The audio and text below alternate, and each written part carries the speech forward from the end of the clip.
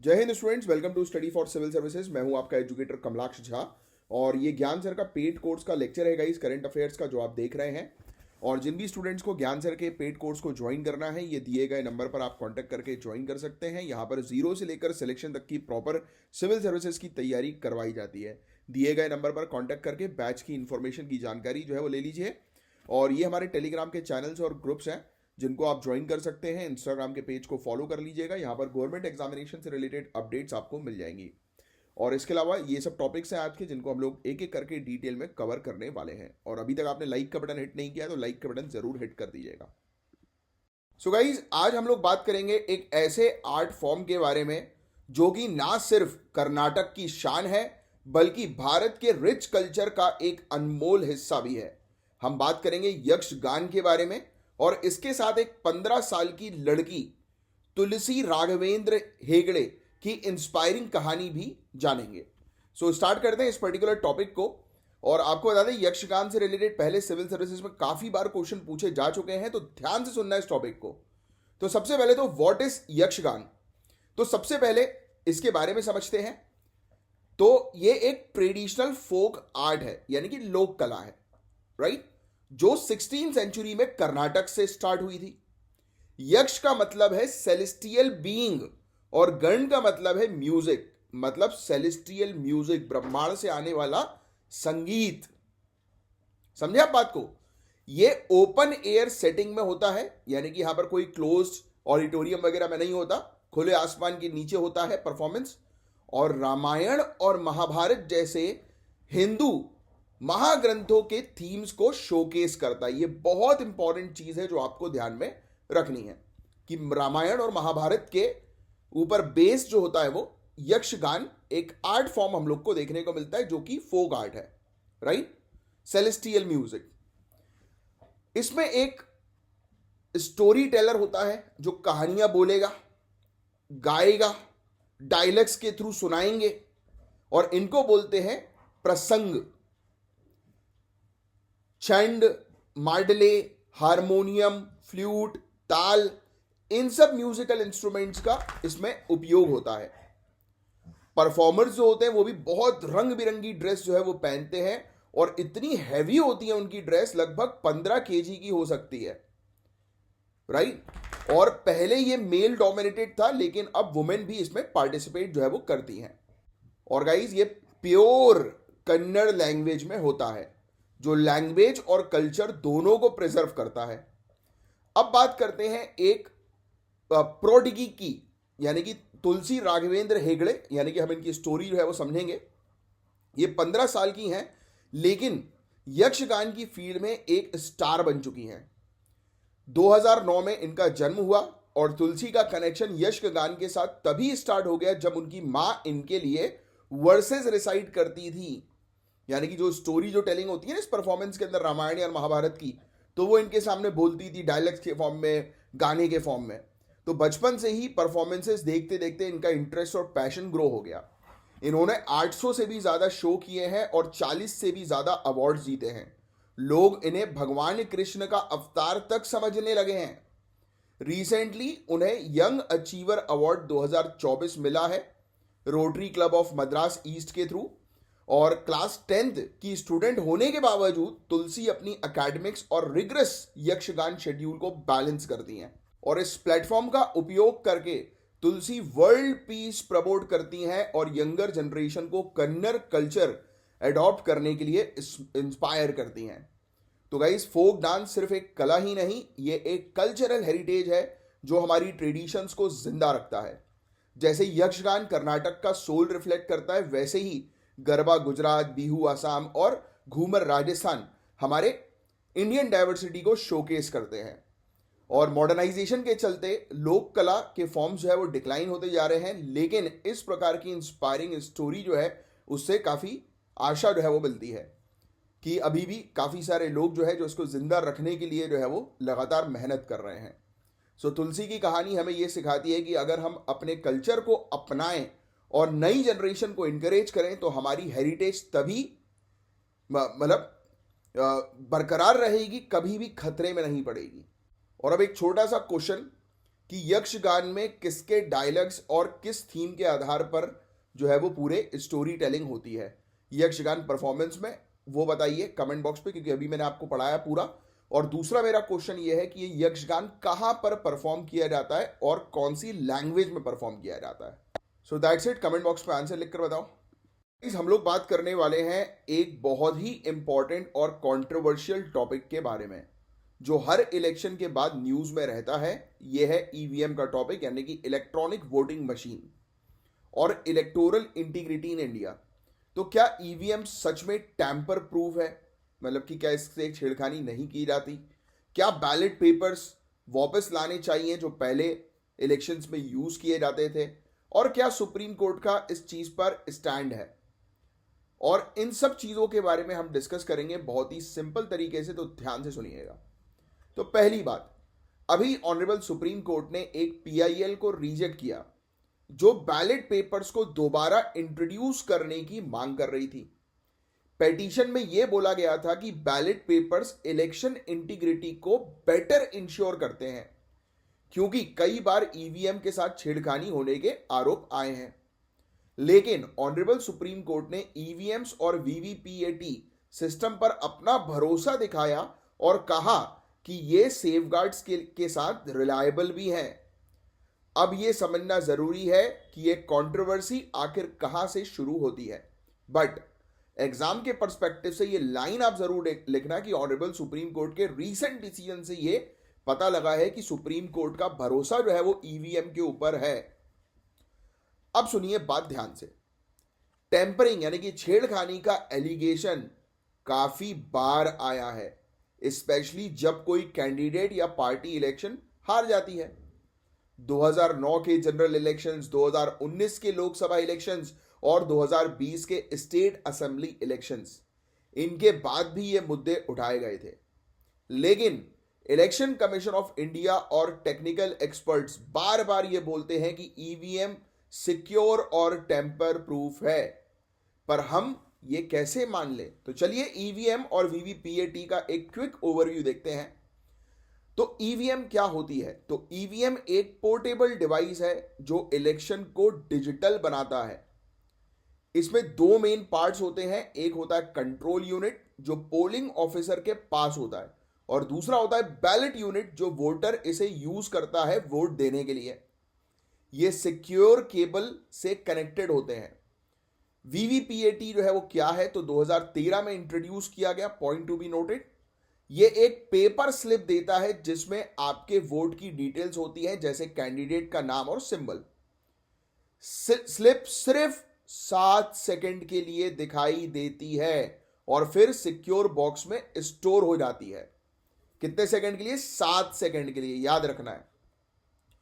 India में EVM का concept पहली बार 1977 में आया और पहला यूज 1982 के केरल इलेक्शन में हुआ, याद रखना। 2004 लोकसभा इलेक्शन में नेशन वाइड ईवीएम का यूज स्टार्ट हुआ। 2013 के बाद वीवीपीएटी सपोर्ट ऐड किया गया और 2019 में पहली बार नेशन वाइड इलेक्शंस के लिए वीवीपीएटी भी यूज किया गया। तो ईवीएम के टेम्पर प्रूफ होने के पीछे टेक्निकल और एडमिनिस्ट्रेटिव सेफगार्ड का बड़ा रोल है। ईवीएम्स ऑफलाइन काम करते हैं, कोई रिमोट बैकिंग पॉसिबल ही नहीं है कि कोई दूर दराज से बैठ के उसकी छेड़खानी करे। माइक्रो कंट्रोलर्स एक बार प्रोग्रामेबल होते हैं, पोस्ट मैन्युफैक्चरिंग चेंजेस इसमें नहीं हो सकते। फैक्ट टू बी नोटेड कि एक बार इसके माइक्रो कंट्रोलर को जो है वो प्रोग्राम कर दिया, डिजाइन कर दिया, उसके बाद आप छेड़खानी नहीं कर सकते उसके प्रोग्राम में। अगर टेम्परिंग का अटेम्प्ट हो तो ईवीएम सेल्फ डिसेबल हो जाती है, यानी कि अगर कोई इसको छेड़ने की भी कोशिश करे, इसके प्रोग्राम को चेंज करने की कोशिश करे तो बंद हो जाएगी। तो ये इसके टेक्निकल सेफगार्ड्स हैं। दूसरा, एडमिनिस्ट्रेटिव प्रशासनिक पॉइंट ऑफ व्यू से देखें तो फर्स्ट लेवल चेक्स, हर ईवीएम की फंक्शनैलिटी टेस्ट होती है। दूसरा, रैंडम एलोकेशन होती है, फिक्स्ड असाइनमेंट नहीं होता, यानी कि हर एक ईवीएम ऐसे नहीं कि ये फलाना बक्सा जो है वो इस फलाना कॉन्स्टिट्यूएंसी में जाएगा, नहीं, रैंडम एलोकेशन हो जाता है। मॉक पोल्स होती हैं पोलिंग के पहले, यानी कि जब एक्चुअल इलेक्शन होते हैं उससे पहले फेक वोटिंग डलवाई जाती है, चेक करने के लिए टेस्टिंग होती है। पोल के बाद सिक्योर ट्रांसपोर्ट और सर्विलांस इंश्योर किया जाता है कि ये जहां पर भी रखे जाए सिक्योरली रखे जाए और पूरी निगरानी होती है। और सिक्योर स्ट्रॉन्ग रूम्स और जीपीएस ट्रैकिंग के थ्रू ट्रांसपोर्ट होता है, यानी कि जहां से ये जा रहे हैं तो उसमें पूरे ट्रैकर्स जो है वो लगे रहते हैं कि कहां पर ये जा रहे हैं, जिससे कि कोई मतलब बीच हादसे में अगर इसको निकाल भी लिया, अपने पास रख भी लिया किसी ने, तो पकड़ाया जा सके। अब ध्यान से सुनो, एडवांटेज जो है वो ईवीएम के बैलेट पेपर के ऊपर क्या है। तो पहला, एफिशिएंसी और एक्यूरेसी, काउंटिंग फास्ट और एरर फ्री होती है। दूसरा, इनवैलिड वोट्स की प्रॉब्लम खत्म हो जाती है। वीवीपीएटी के थ्रू वोटर को इमीडिएट कंफर्मेशन मिल जाता है कि जिस बटन पे उसने दबाया उसी की पर्ची सामने उसको दिखाई दी। फिर बूथ कैप्चरिंग काफी रिड्यूस है, क्योंकि 1 मिनट में सिर्फ 4 वोट्स जो है वो कास्ट हो सकते हैं। आप 1 मिनट में 4 ही वोट डालोगे, और जब तक जो है वो ये फेक चीज होंगी, जब तक पुलिस जो है वो वहां पर आई जाएगी। और ईवीएम से पेपर का कंजम्पशन कम होता है, क्योंकि बैलेट पेपर में तो पहले पूरा पेपर का कंजम्पशन होता था, अब इसमें पेपर का कंजम्पशन कम होता है, तो ये एनवायरमेंट फ्रेंडली भी है। तो सुप्रीम कोर्ट ने बोला है कि ईवीएम टेम्पर प्रूफ है और बैलेट पेपर्स पर वापस जाना एक रिग्रेसिव स्टेप होगा, यानी कि गलत है, ये मत जाओ। और अगर टेम्परिंग का सस्पिशन हो, यानी कि आपको लग रहा है, संदेह है कि उसके अंदर छेड़खानी हो रही है, तो इलेक्शन के बाद जो है वो चेक की प्रॉपर सिस्टम भी दिया गया है कि भाई आप जो है वो चेक करवा सकते हो। सो हमारी डेमोक्रेसी का फाउंडेशन इलेक्शंस है, और टेक्नोलॉजी का उपयोग इसे और ट्रांसपेरेंट और एफिशिएंट बनाता है। तो आपको क्या लगता है कि क्या बैलेट पेपर वापस आनी चाहिए या ईवीएम ही बेस्ट सोल्यूशन है? तो आप क्या लिखोगे? जैसे अगर क्वेश्चन आ जाता है यही वाला कि क्या बैलेट पेपर वापस आने चाहिए या ईवीएम बेस्ट सोल्यूशन है, कमेंट। तो आप क्या लिखोगे? सिर्फ 2 लाइन में मुझे बता दो, या इंटरव्यू में आपसे पूछ लिया जाए क्वेश्चन तो आपका क्या रिस्पॉन्स होगा, बताओ। ठीक है, तो ये था गाइस, होपफुली आपको पूरा टॉपिक अच्छे से क्रिस्टल क्लियर समझ में आया होगा। गाइस हम लोग बात करने वाले हैं हाई सीज ट्रीटी और ओशियन गवर्नेंस के बारे में। ये एक ग्लोबल लेवल का एग्रीमेंट है जो ओशियंस की बायोडाइवर्सिटी को कंजर्व करने और रिसोर्सेस को सस्टेनेबल यूज इंश्योर करने की बात करता है। यानी कि सिंपल शब्दों में, समुद्र की जो जैव विविधता है उसको प्रोटेक्ट करने, उसको बचाने के लिए, और जो संसाधन समुद्र में है उसका उपयोग सतत तरीके से हो, सस्टेनेबल तरीके से हो, इसकी बात करता है।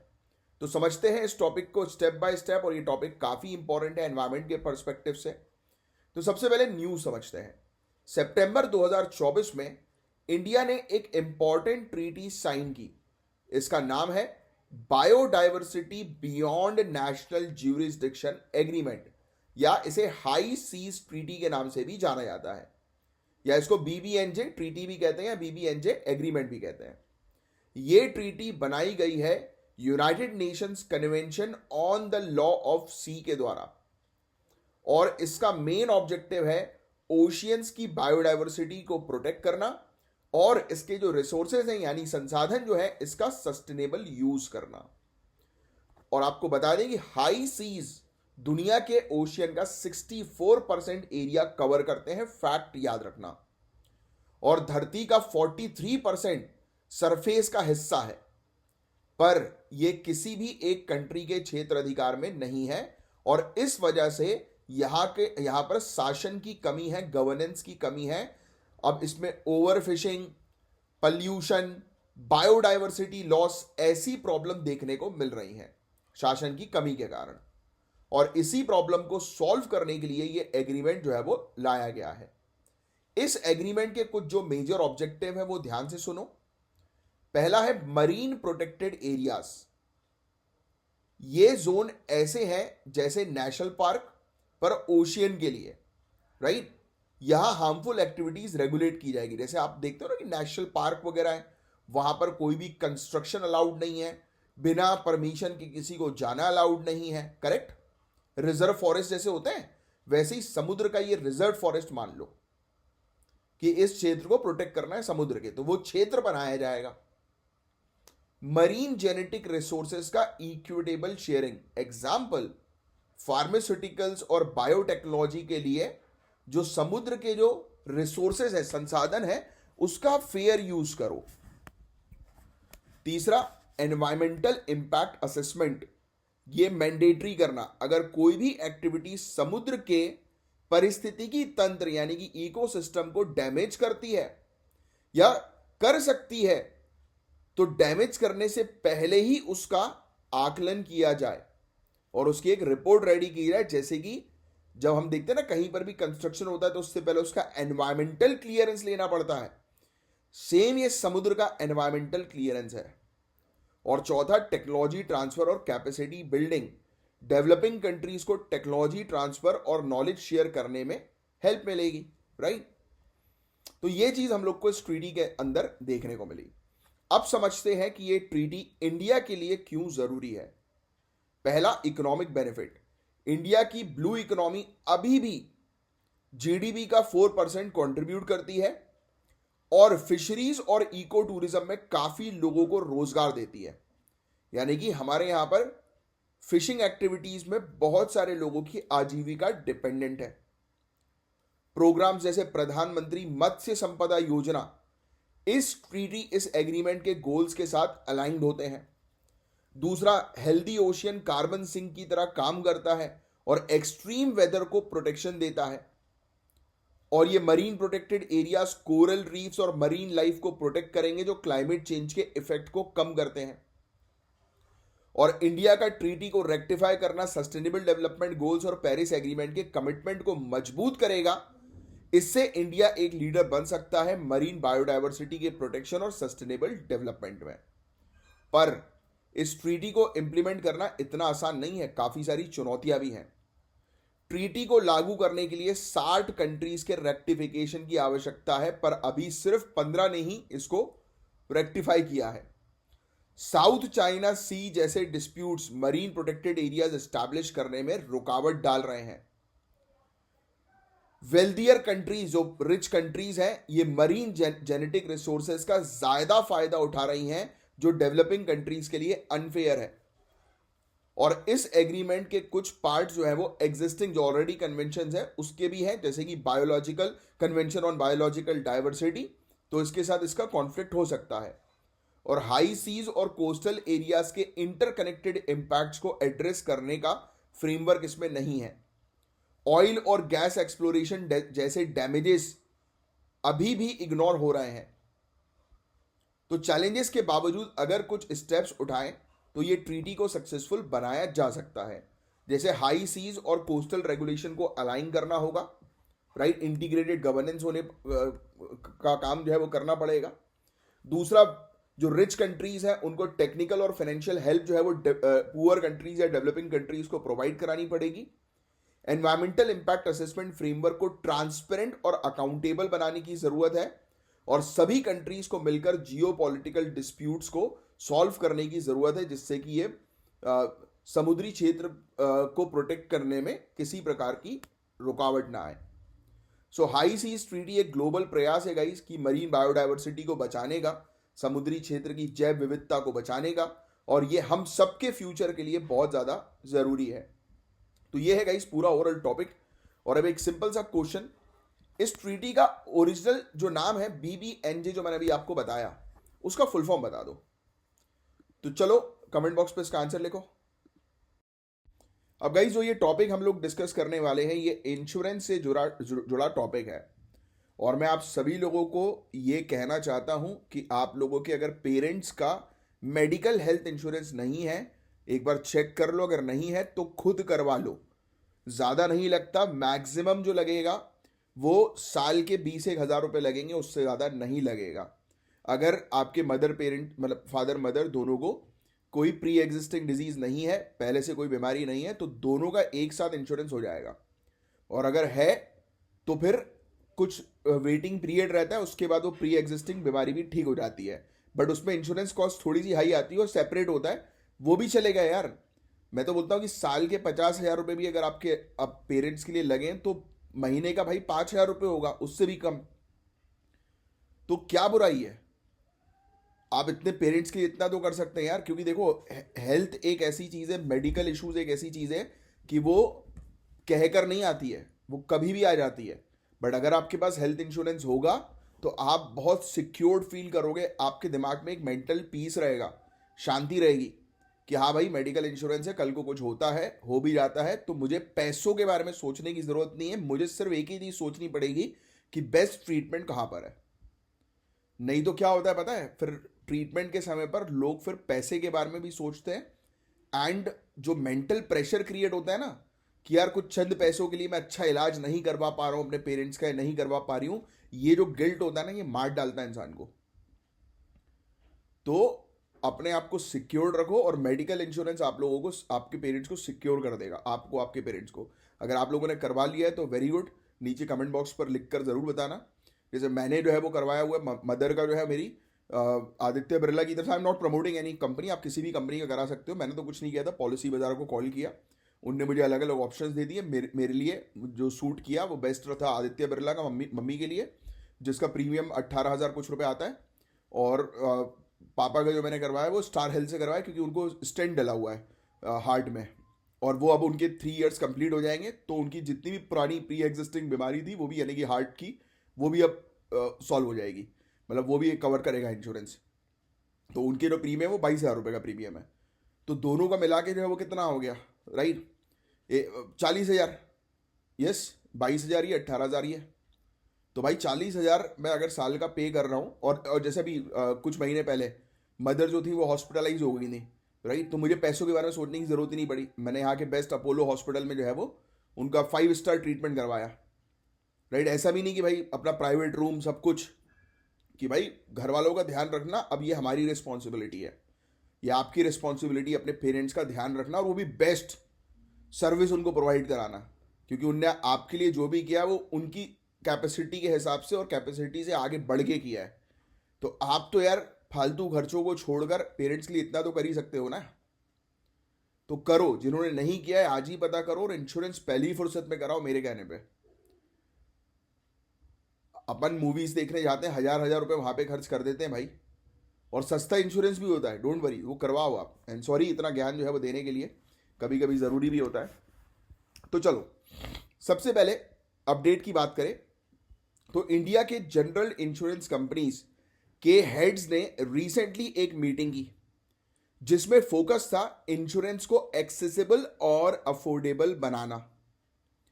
Insurance for all by 2047, insurance for all by 2047 vision के साथ काम करना है, ये मेन फोकस है।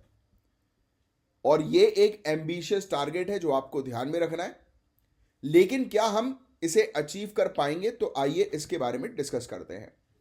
सो अगर हम बात करें इंडिया के इंश्योरेंस सेक्टर की, तो कुछ इंपॉर्टेंट पॉइंट्स हैं जो समझना जरूरी है।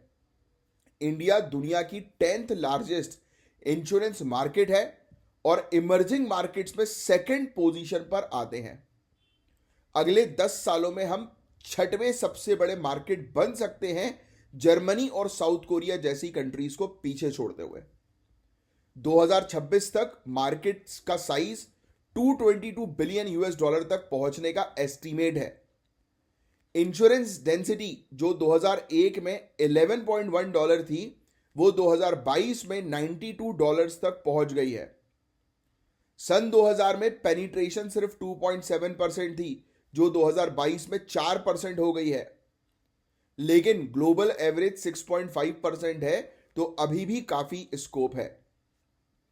2014 से 2023 के बीच 54,000 करोड़ का फॉरेन डायरेक्ट इन्वेस्टमेंट आया है। एफडीआई का परमिसिबल कैप अब 74% तक है। प्राइवेट सेक्टर का शेयर जनरल और हेल्थ इंश्योरेंस में 62.5% तक बढ़ गया है। अब बात करते हैं उन चैलेंजेस की जो इस सेक्टर को स्लो कर रहे हैं। पहला, लो पेनिट्रेशन। गांव क्षेत्रों में सिर्फ 8 से 10% लाइफ इंश्योरेंस कवरेज है, जबकि वहां 65% पॉपुलेशन रहती है। प्रीमियम का प्राइस तो लो है, लेकिन 18% जीएसटी इसे एक्सपेंसिव बनाता है।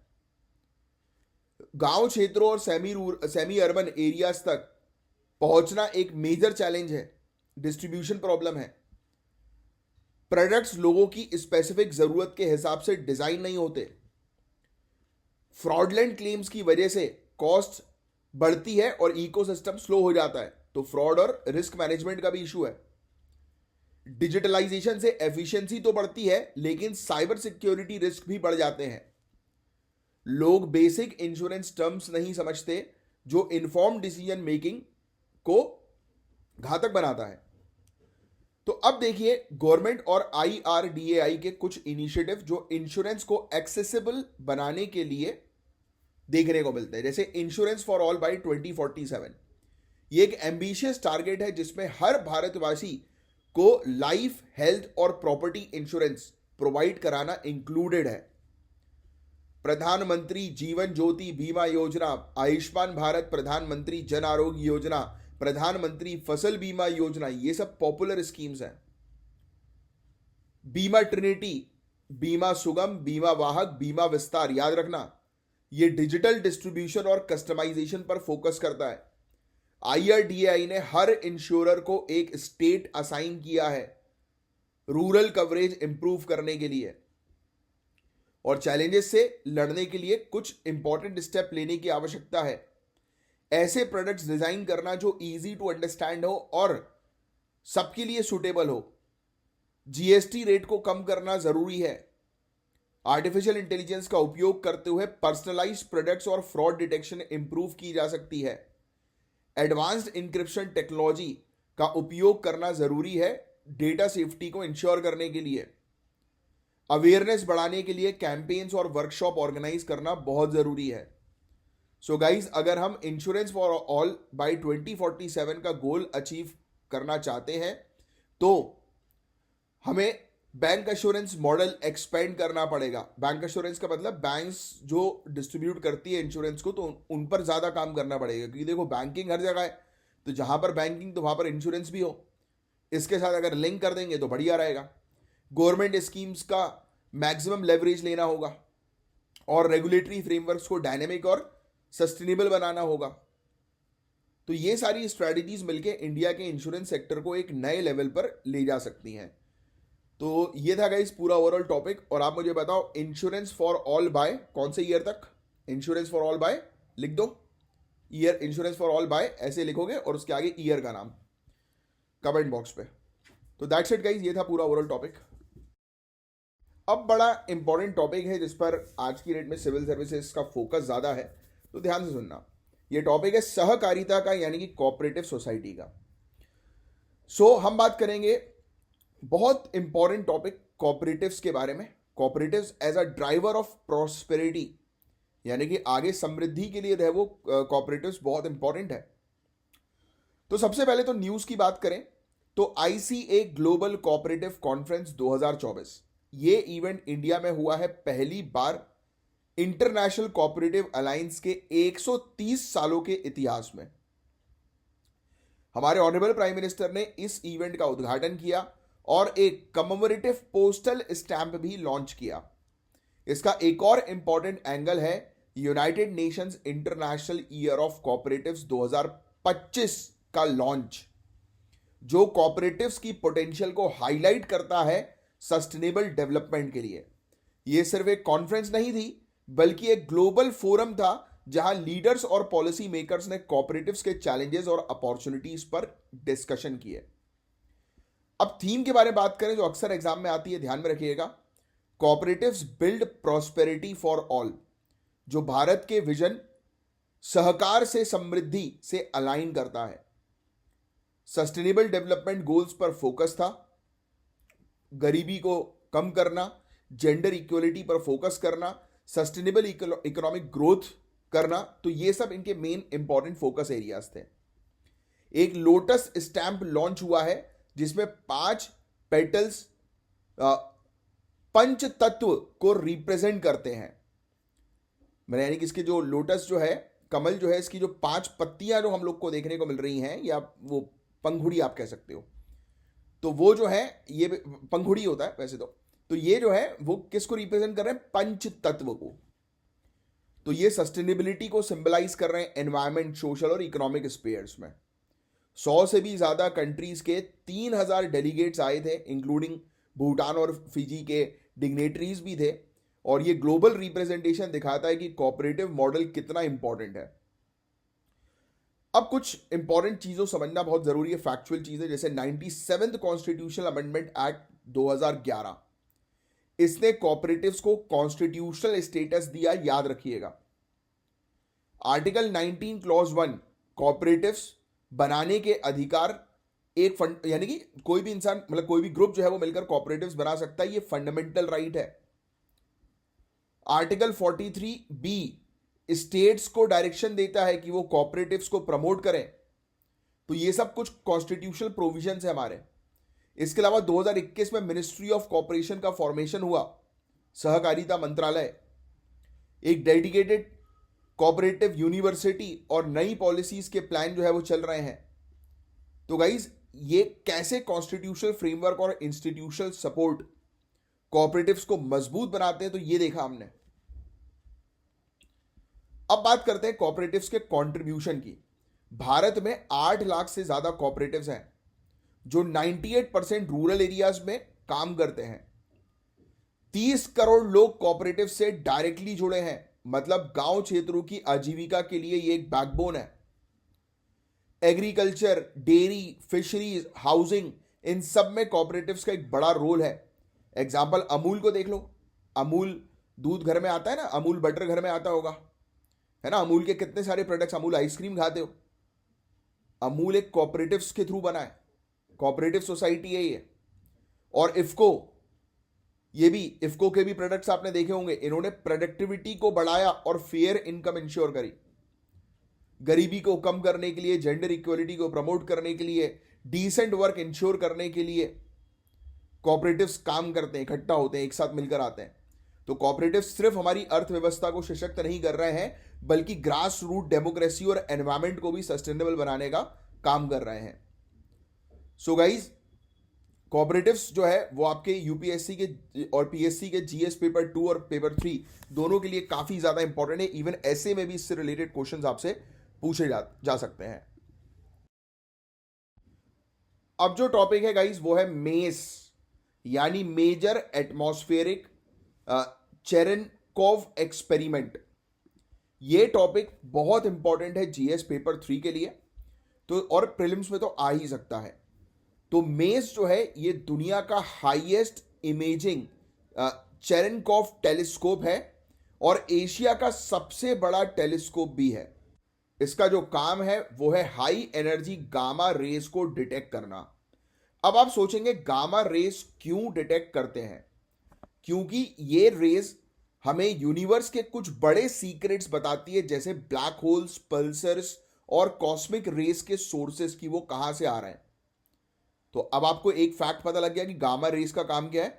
तो गामा रेस को डिटेक्ट करके हमें यूनिवर्स की जो काफी सारी चीजें हैं रहस्यमयी, उनके सोर्सेस जो है वो मिल जाते हैं।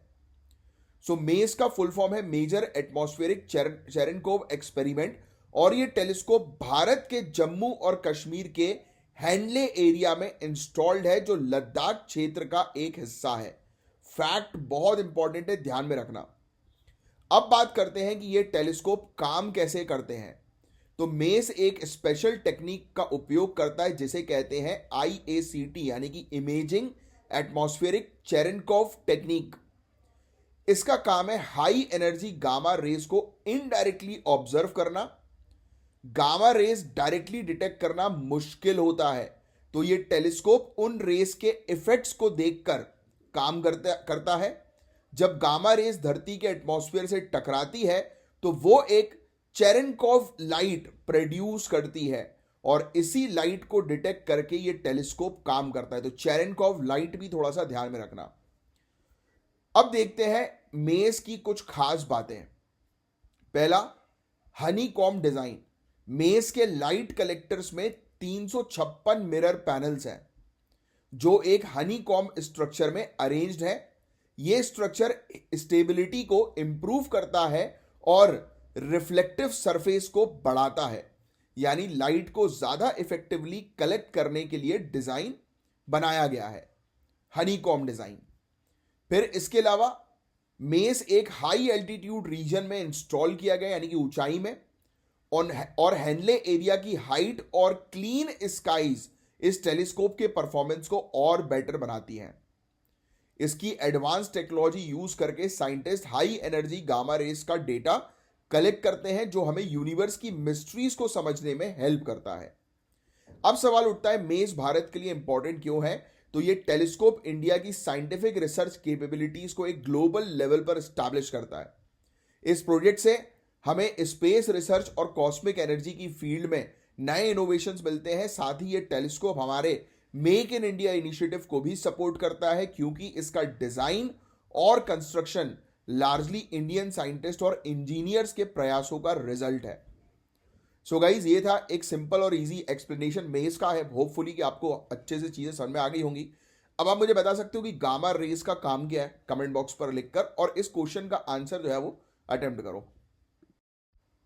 अब गाइज हम बात करेंगे सिद्दी कम्युनिटी के बारे में, जो काफी इंपॉर्टेंट है, हमारे भारत की डाइवर्सिटी का एक अनोखा हिस्सा है। तो क्या आपको पता है कि सिद्दी कौन होते हैं? तो ये एक ऐसी कम्युनिटी है जो अफ्रीका से इंडिया में आई थी, लेकिन कैसे? तो 100 ईयर पहले, यानी कि काफी सालों पहले, trans Indian ocean slave trade के जरिए सिद्दीस को भारत लाया गया। क्योंकि पहले स्लेव ट्रेड होता था, गुलाम लोगों का एक देश से दूसरे जगह गुलाम लोगों को भेजा जाता था, तो इनको भारत लाया गया। मतलब वो लोग जो अफ्रीका के अलग अलग पार्ट्स से लाए गए हैं और यहां के अलग अलग एरियाज में बस गए, तो वो कौन है? वो सिद्दीस। अब आज की डेट में सिद्दीस ज्यादातर भारत के वेस्टर्न कोस्ट के स्टेट्स में बसते हैं, जैसे कि गुजरात, महाराष्ट्र और कर्नाटक। अब उनकी कल्चरल और आइडेंटिटी के बारे में बात करते हैं, तो सिद्दीस का अपना एक यूनिक कल्चर है, जो अफ्रीकन और इंडियन कल्चर्स का एक जबरदस्त मिक्स है। उनका ट्रेडिशनल डांस और म्यूजिक अफ्रीकन हेरिटेज से इंस्पायर्ड है। ये लोग अपने फेस्टिवल को बड़े धूमधाम से सेलिब्रेट करते हैं। सिद्दीस की कहानी हमें एक इंपॉर्टेंट बात याद दिलाती है कि भारत की डाइवर्सिटी कितनी अमेजिंग है। सो गाइस, क्या सिद्दीस की लाइफ आसान है? नहीं, ये कम्युनिटी को हमेशा इकोनॉमिक और सोशल चैलेंजेस का सामना करना पड़ता है, और इस वजह से गवर्नमेंट ऑफ इंडिया ने सिद्दीस को शेड्यूल ट्राइब का स्टेटस दिया है। इसके साथ उन्हें पर्टिकुलरली वल्नरेबल ट्राइबल ग्रुप की लिस्ट में भी इंक्लूड किया है। यह काफी जरूरी स्टेप था, क्योंकि पीवीटीजी स्टेटस का मतलब है कि गवर्नमेंट सिद्दीस के लिए स्पेशल वेलफेयर प्रोग्राम्स चलाए, जैसे कि एजुकेशन, हेल्थ और एम्प्लॉयमेंट के एरियाज में। सो गाइस, सिद्दी कम्युनिटी एक ऐसा एग्जांपल है जो आप जीएस पेपर 1 में भी यूज कर सकते हो। प्रीलिम्स के लिए तो बहुत ही ज्यादा इंपॉर्टेंट है कि अफ्रीका से आई गई ये कम्युनिटी, ये आपको ध्यान में रखना है। और ट्राई करो इस क्वेश्चन का जो है वो आंसर लिखने की, और इसी से जुड़ा एक मेंस का भी क्वेश्चन है आपके सामने, इसको भी 120 वर्ड्स में लिखिएगा। और गाइस, लास्ट लेक्चर में ईशा ने, अंकित ने, पायल ने, प्रिया ने और श्वेता ने बहुत बढ़िया आंसर जो है वो दिए हैं। इसी प्रकार से जो है वो आप आंसर्स देते जो है वो चलिए, और हर दिन ऐसे ही आंसर जो है वो दोगे तो आप अपने सिलेक्शन की तरफ जो है वो पहुंचते जाओगे। तो चलो guys, all the very best everyone, and अब मिलेंगे हम लोग कल के लेक्चर में। तब तक के लिए bye, take care, have a great day ahead. जय हिंद।